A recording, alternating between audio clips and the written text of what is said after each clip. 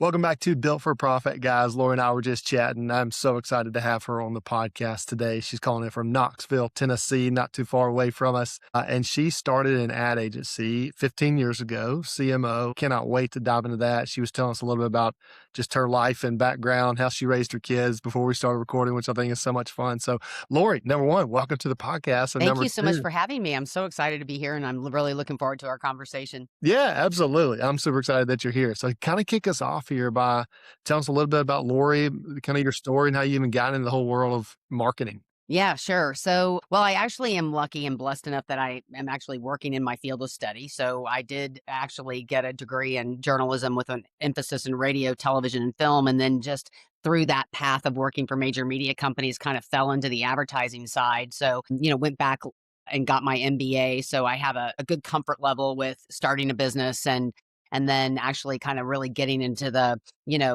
to all the nuances of running an ad agency and felt really comfortable in that space because I ran essentially large advertising departments within media companies, not in ad sales, but on the group responsible for promoting television networks and that type of thing. But yeah, my background is in, I was trained in this from an academic standpoint. And then I just kind of really worked my way up the ladder, just, working for media companies. First, really starting to work for local television stations, worked in a lot of different local TV markets and then worked my way into kind of network television. Came to Knoxville in 2006, the end of 2006. I head up marketing, creative, and brand strategy for HGTV. And I lost my job there after about 5 years from a corporate restructure and ownership change and started the agency then. So now we're 15 years in business and I'm super blessed that this little company has kind of thrived and continues to grow to this day. So yeah, really blessed in that regard. Yeah, Lori, I love that so much. Congratulations on 15 years in business. Thank you. There's very few people, honestly, that can say that, started their own deal 15 years in, still thriving. And so congratulations. That's a big Thank you. milestone there, which is Thank you awesome. so much. So, okay, I'm curious to kind of take us back a little bit. You started this thing. What was it like those first few days? Were you just like knocking on doors? Did you tap into previous relationships or Yeah, yeah. take us back to that moment? Well, yeah. So it is actually the company and the name of the agency is CMO Co, Marketing and Advertising, and really kind of the ideology behind the brand, if you will, was that we would operate as an organization's chief marketing officer and actually, work with companies. Really, our sweet spot was and still is really to this day when it was initially when we first started was companies, I would say in, the $1 million to $75 million range in income, because a lot of those companies are in high growth mode, but they may not have internal senior level marketing expertise. And we felt like we could fill a void there and actually bring very high level strategic marketing and advertising, strategic implementation that would actually help these businesses achieve their goals, achieve their growth goals, really be able to work, congruously with other leaders within an organization. And we found that, that was really a niche that we could fill. And it did prove to be true. There were a lot of companies that just didn't have, they may have a mid-level marketing person, but not a senior level marketing person. So that marketing director may be, 2 or 3 years out of college and they may be doing brochures or sales, related marketing activities, but they're not really highly, trained or looking at the big picture, very strategically. And so we could come in and work with that person, but also work at a higher level. And then over time, what we found was like we would come in and develop a strategy, but then they didn't have a way to execute on that strategy. So the Yeah. agency just kind of continued to build out from there. I was partnered with I was in partnership with a web development and design company, and they had a lot of creatives and a lot of infrastructure on their side. So initially, I didn't have a lot of overhead. The company was just me. I would get the clients, I would develop the strategy. And then on the execution side, I would pass a lot of that work through to my partners.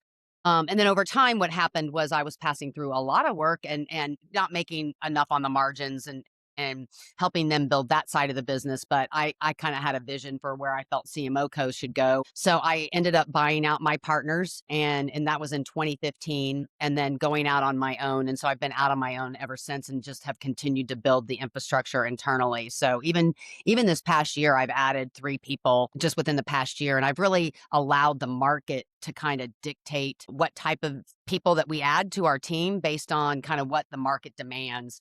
So yeah, it's just been an evolution. Even over 15 years, I would consider us pretty mature at this point, but we're still learning, we're still Oh, yeah, growing.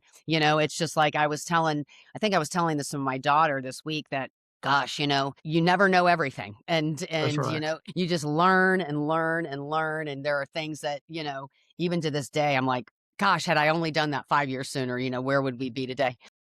But it's part of the process, that's for sure. That's exactly right. To me, that's the mark of a good leader, right? You're just forever growing until the day we're not on the planet anymore. Exactly. Yeah, it's so true. I love that, Lori. Okay, so obviously you kind of talked about revenue metrics of kind of Hmm. your ideal niche that you're focused in on that kind of fits the mold. I'm Hmm. curious for you, have you niched down even more into say like these are the specific industries, or is it more Hmm. just like we're looking for people we can kind of adapt and mold into almost any industry that needs our services? Yeah, so we're not vertical specific. We chose specifically. We thought that might be an approach for us, and there are a lot of agencies that are very focused on a specific industry Yeah.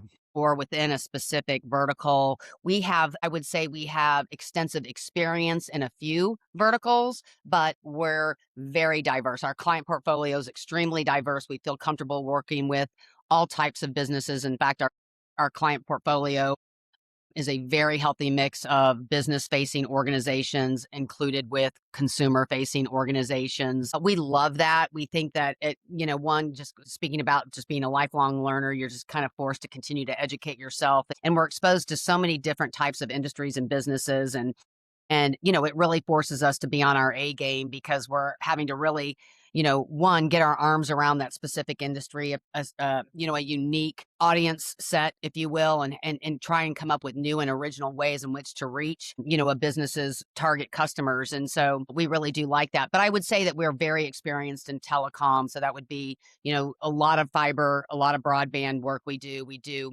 a lot of advertising in hospitality and entertainment. And I would say, we have a lot of manufacturing experience, some pretty decent commercial real estate experience. So there are some verticals that I feel like, yeah, we have a lot of strengths in. Gosh, throw in a hair salon, throw in a auto repair place. We do try to work with organizations though that do have resources. So Yeah, yeah, yeah. we're not cheap, but we're highly efficient. And so we bring kind of the full resources of the agency to an account. And so we charge by the hour, but we're bringing 10 people to the table, and so we're very efficient because we're, multitasking. We're, developing and executing on multiple types of marketing and advertising initiatives every single month for our clients. But, we don't really feel that we can be the most successful when we're working with such a small business that they maybe only have, $1,000 to work with every month. And Yeah, that yeah. would include our fees. Like, we just can't move the needle with that. So we do have, like what we would say is like our sweet spot of a target customer. And usually, we're looking for clients that would be, able to afford, a retainer of $5,000 to $6,000 a month at a minimum is kind of what we're looking for. Yeah, yeah, it makes sense completely, Lori. So I'm curious for you, like as y'all've been 15 years, you've been doing it for way longer than that as well. Have y'all figured like do you build out? I'm curious, like on a client's journey with you. Obviously, you're meeting, you're understanding the needs. Do you build out like a custom strategy, no matter of the different marketing lanes to run in? Because like I'm new to, I mean, like I don't know much about marketing at all, so like I could very much benefit from someone like you. But I'm just curious, like obviously there's like a million lanes to run in the world of marketing. So how do you tackle something that broad to Yeah. come in with a client experience? So that's a great question, and that's one of the things that we're the most proficient at. So one of the things that we do right out of the gate with every client that onboards us is we spend the first 4 to 6 weeks developing a very comprehensive written strategic marketing plan. And that allows us to really do a deep dive into the business. We look at where they're currently operating, how they're operating, who their current target customer is. We look at market conditions. We look at the competitive landscape. We look at their unique value proposition. Is there unique value proposition compelling enough to move the needle? And if it's not, we have those conversations. But we look at all of that. So we do a kind of a deep historical dive of where the organization sits currently. And then we look at, we work with our clients and understand what their financial goals are. And then we best craft strategies on how to reach them, those financial goals. So if a company is saying, hey, this is where we currently sit. Here's where we think the lowest hanging fruit is in terms of driving the needle. We have this product or we have this service, and here's our target audience. We really do a deep dive into that. And we not only identify, how to reach that target customers, but we talk about how to communicate with them, how to best engage them, how to convert them actually into a paying customer. So we look at top of funnel messaging, middle of funnel messaging, bottom of funnel messaging. What's that point of conversion? And we lay out what we feel is realistic plans and a realistic goals for, year one, and then what we look at from, let's say, year 2 to 5. But having that written strategy in place, one knows that everything that we're doing is really rooted in something thoughtful. We're not just throwing advertising tactics out there to see what sticks and doing trial and error. We're really, really employing marketing activities that we feel are truly going to move the needle because we've done our research. Yeah. And so we're able to really leverage that first 4 to 6 weeks to have a full understanding of the business. And then we feel like that really sets us up to be the most successful. So we're going to recommend at that point what we would say organic marketing activities, ongoing organic marketing activities, which would be leveraging your organic social media, direct email campaigns, writing blogs, doing some thought leadership, trying to do maybe setting up some webinars, especially if you're a B2B type of organization. But we're also going to look at what type of paid strategies, should you be doing. And we're going to make a recommendation on how much you should be investing in advertising based on that amount of income that you want to turn. So all of that you want to return rather. So we're really looking at, what we think is a very judicious recommendation on that return on ad spend or that return on investment. So we're not going to say, hey, go out and spend, X amount of dollars just to spend that kind of money. We're going to say, okay, where do you sit currently on income? What do you want that growth goal to be? We look at that holistically and say, here's how much we think is a fair amount of money that you should be investing in advertising. And in most cases, we even bake in our fees in that too. So we'll say, this is your total investment in marketing.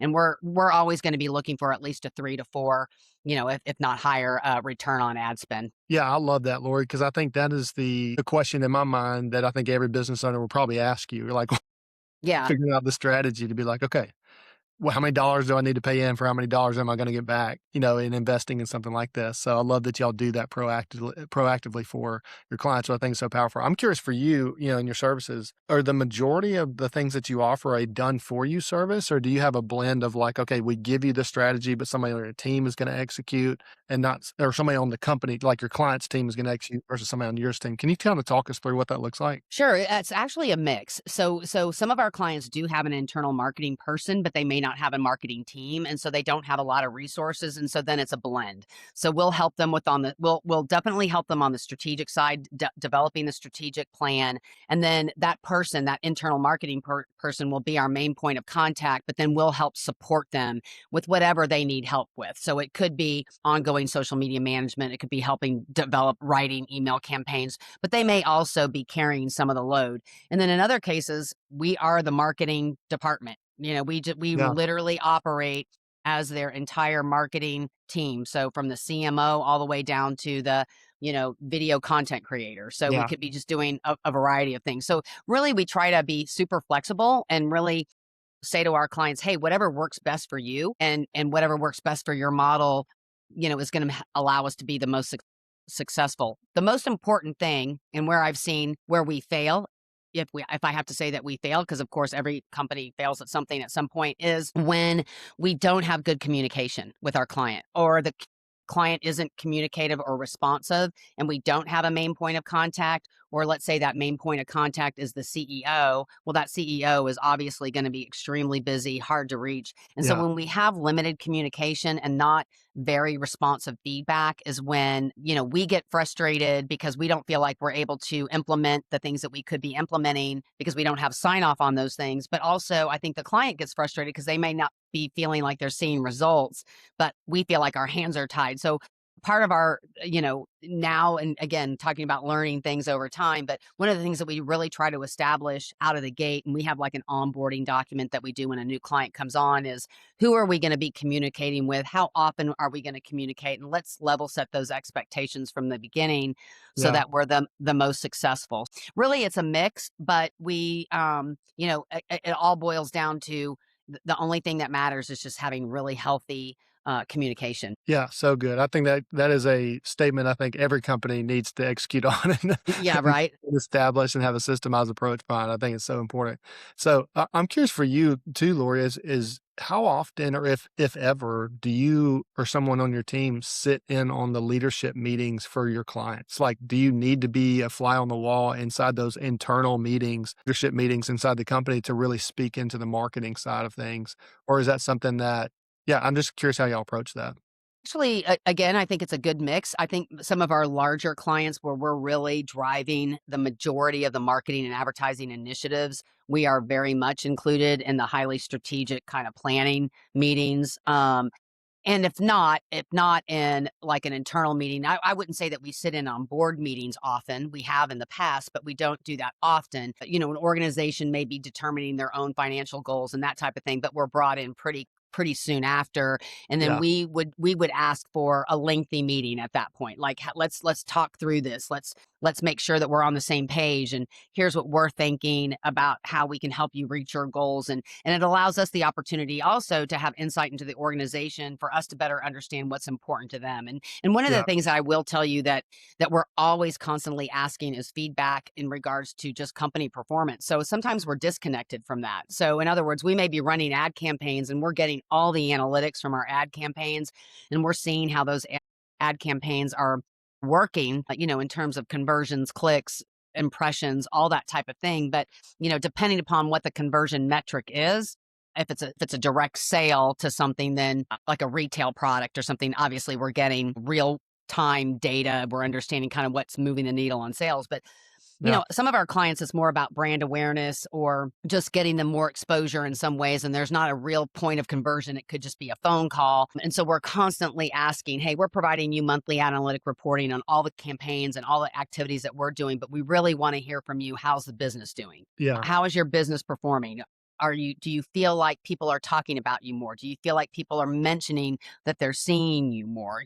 Yeah. What are the things that you can share with us that are going to help us have a better understanding of making sure that, one, we're being effective, but also that we're addressing any concerns that you're hearing from your customers or from your employees or that type of thing. So just again, it really boils down to just having really healthy communication. Yeah, so good, Lori. I think the word that you just mentioned that I love so much is, are we being effective, right? Hmm. So, like, when you really partner together like you're doing with your clients, like, they want to know that you have their best interests at heart rather than showing, like, a big analytic board of just saying, like, "Look at all the activity that's Yeah. going on," but if it's not effective, then, you're gonna lose that client potentially. So it's like, Yeah, let me speak to that real quickly because I think that's so important, because especially for ad agencies, because I've talked to so many clients, when we're pitching a client, they'll say, "I've talked to marketing companies and they always talk about impressions, but I don't haven't it hasn't moved the needle." I so get that. Like, I'm a business owner, I wouldn't want to invest in marketing that isn't going to have a return on my ad that's spend. So right. I'm super super mindful of it. So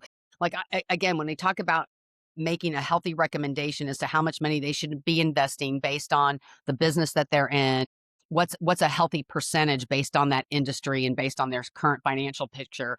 But we're also looking at seeing measurable results, not just clicks on ads or impressions. Those things are all great, but if they're not converting, That's right. then we want to know that, as quickly as we can so that we can shift plans or shift strategies if it isn't working. We totally get that we're going to be held accountable on those Yeah, things. yeah, yeah. Like, if we're not, it just doesn't make sense to me. So, and we're the first to say, hey, this isn't working. It's not performing like we thought it was. And I'm going to pull the plug on something if I really see a red flag before my client does, because I think one, it's the right thing to do, but also I know we can't be successful if they're not successful.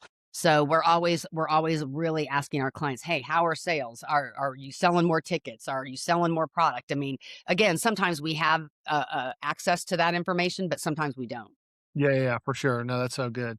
I love that, Lori. I love that you have the conviction there to say like, "Hey, I'm in your shoes as well as a business Yeah. owner." I understand. That's so good. Okay, so for you, kind of shifting gears a little bit for you internally, 15 years running the business. You spoke a little bit to, I think, what your answer would be, but I'm curious if you have any other thoughts behind what do you feel like you do have momentum in your business, Yeah. 15 years in that you're like, "Man, we do this really, really well." Yeah.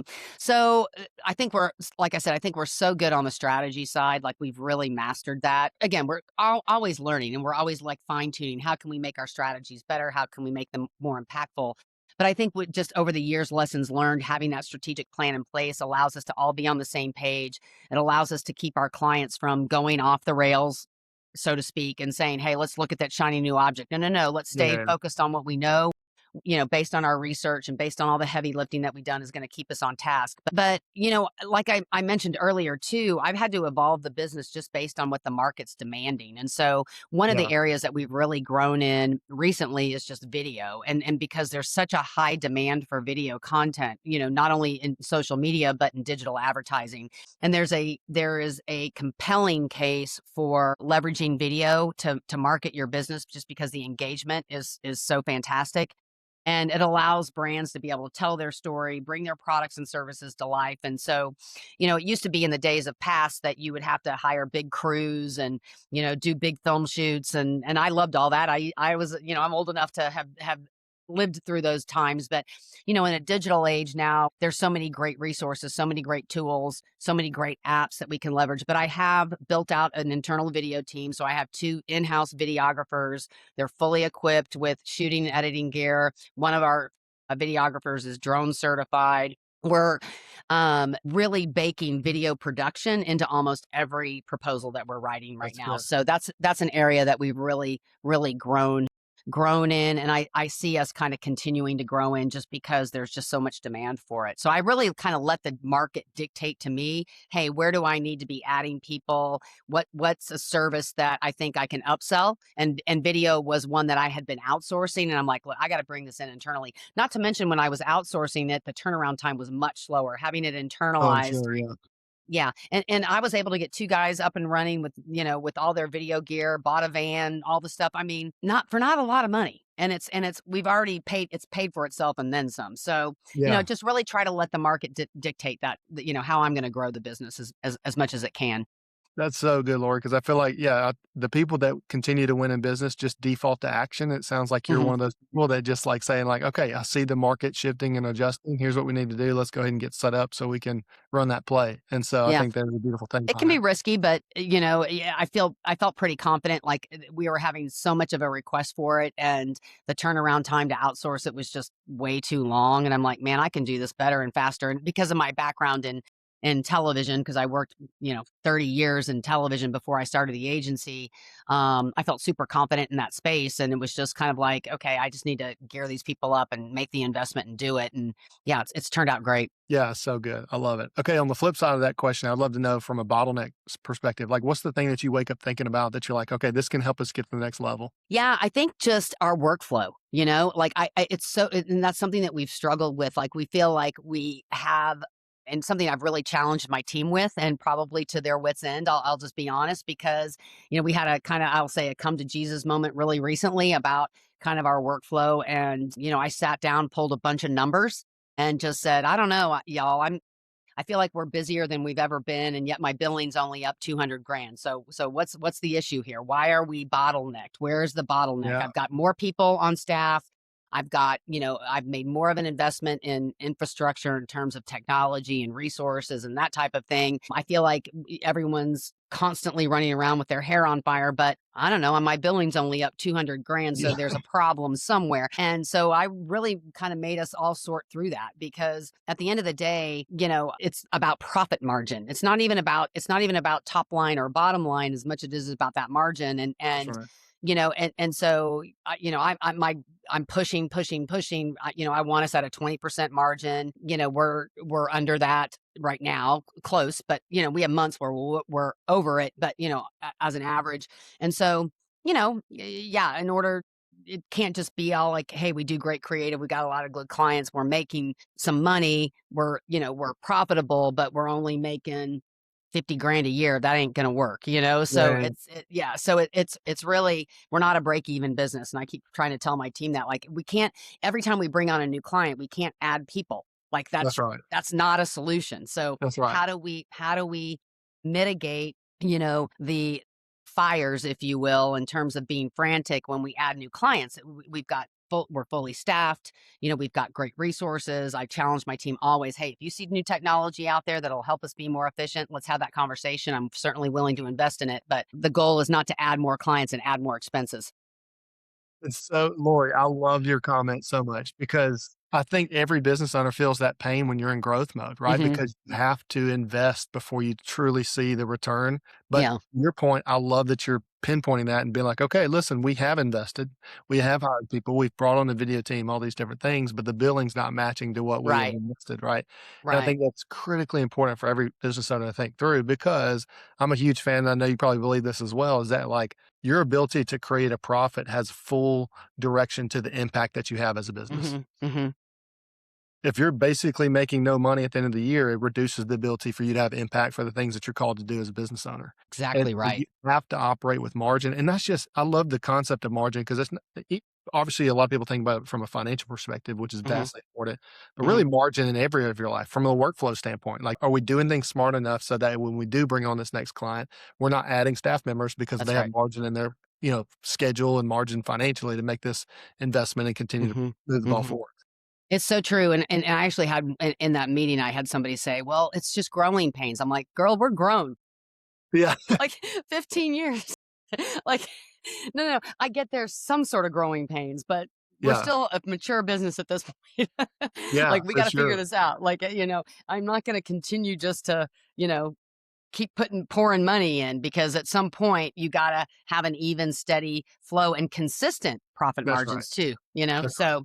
so yeah, trust me, that's one of my, I would say, one of the things that I wake up every morning saying, how can we do better, and constantly looking at that. And I look at it every month. So I've got my bookkeepers doing their own, financials and so forth, but I manage all the billing, and then I do my own P&L personally, just so that I can kind of see, and I have every P&L that I develop has a percentage of profit margin down at the bottom. That's constantly what I'm looking at. And I'm very transparent about that with my team. So I'm very much like, here's where we are.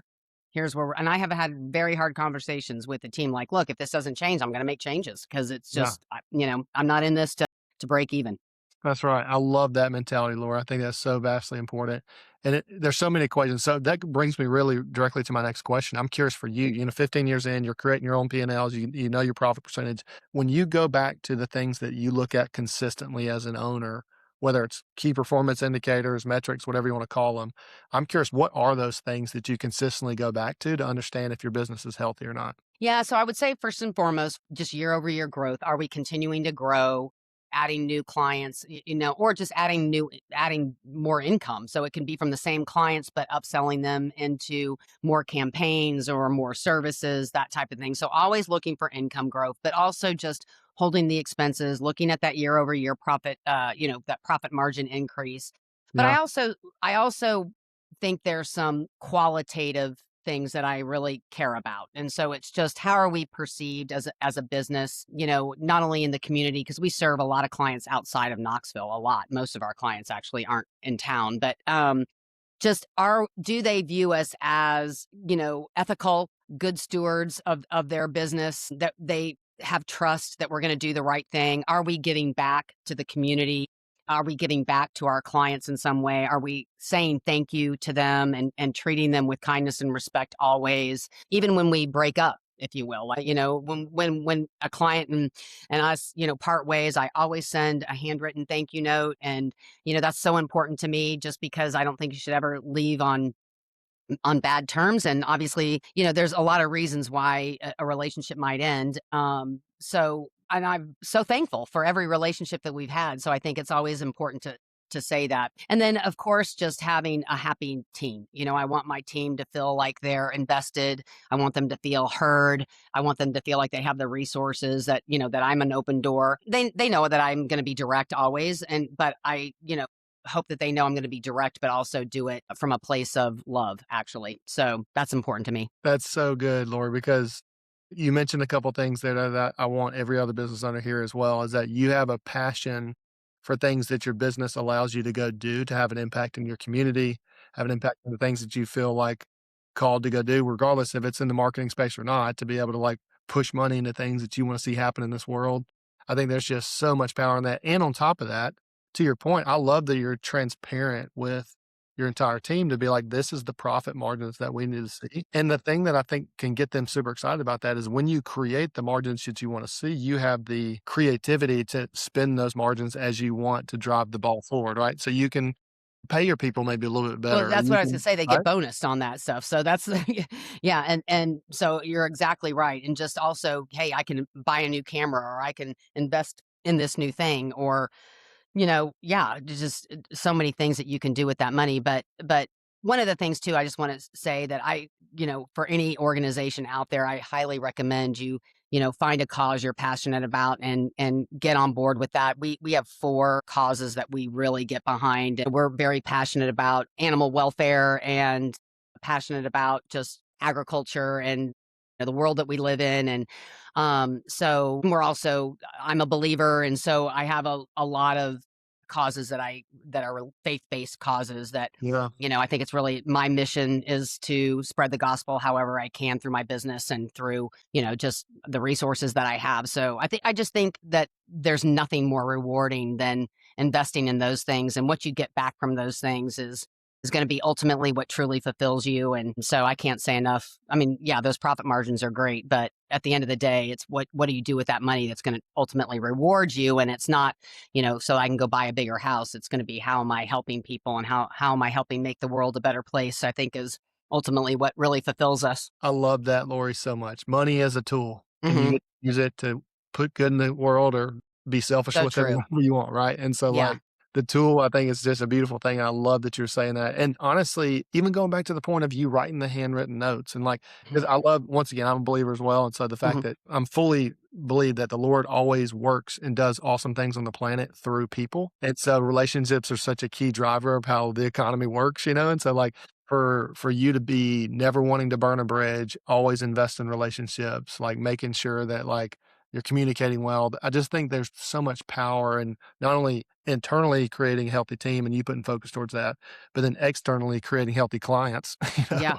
and Well, putting and the and, towards and the that. thing is just by sending a simple note and truly being thankful for the business that you've received from that client is that, more than likely they're going to be so willing to refer you to somebody else. And Yeah. so it's just smart business. But really it comes from a good place. It comes from the heart. And it's just Yeah. I am truly thankful for any amount of business that somebody's given me. And so they deserve to be thanked and wish them well. And I never have hard feelings for anybody for leaving us for whatever reasons. And sometimes it's within our control and sometimes it's not. And so I Yeah. always, one of the things too is whenever we lose a client, I always say to my team, what could we learn from this? Was it something that we had a part in and how are we going to grow from it and learn from it instead of just saying, oh, good riddance, no, that's not healthy. It's just like any relationship. How do you look at yourself and say, what's my role in that relationship? And so, yeah, I think that's kind of something that, has been part of our DNA as well. Yeah, so good. And the last thing I'll mention, I know we gotta wrap up, but the last thing I'll mention is I just think when you have that conviction that you do, and I try to live in that conviction as well,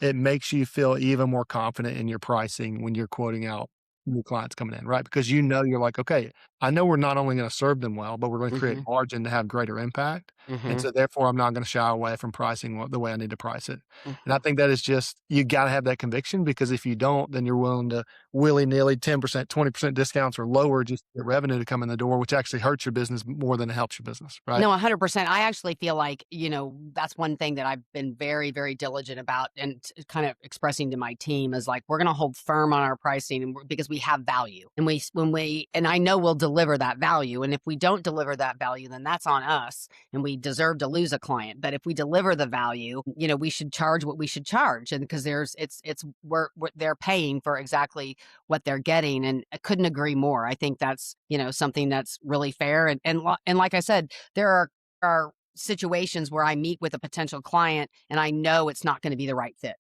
Yeah, yeah. They're they're immediately questioning what they're going to be paying or what value we're bringing or why would you do, and I just know it's not going to be a right fit. And I'm perfectly comfortable walking away from those, even if I'm desperate for a client at that point, because I know ultimately it's not going to be successful. Yeah, it's good. I think there's wisdom there from someone who's been doing it 15 years in. It's hard to say that when you're 1 year in, but I love that you got some, Well, when you're 15 well, years in. thank you. Thank you. It's a lot of years, a lot of growing pains and certainly, ebbs and flows. There are many days that I've woken up thinking, "Dear Lord, am I going to make payroll?" Yeah, I've turned it over to the Lord and thank God he's always shown up and I'm so, yeah, so blessed for that. So so good. very, He's very faithful happy. Thank you. always. Right. I love it. Okay, Lori, so if people want to know more about you, more about CMO, where's the best place to find you? Yeah, so our website's the greatest place to go. It's cmoco.com. That's CMOCO.com. Feel free to email me. It's just Lori, Lori, at cmoco.com. But we'd love for you to check us out. Love to have a conversation. Yeah, we can help you grow your business and would love to have a conversation. So thank you so much for having me. This has been a lot of fun. Awesome, Lori. I've enjoyed every second of it. Thanks for coaching Great. me up on a lot of different things. Really appreciate it. Well, I hope to talk to you soon.